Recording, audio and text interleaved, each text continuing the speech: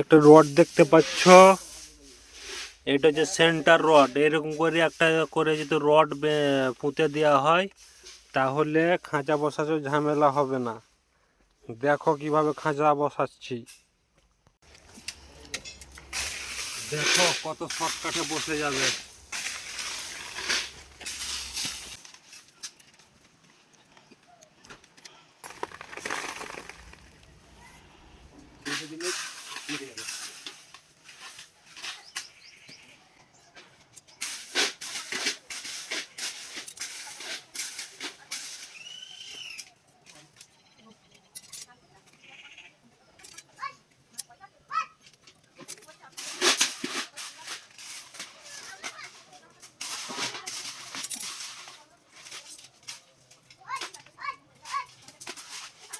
দেখলে তো কত শর্টকাটে হয়ে গেল।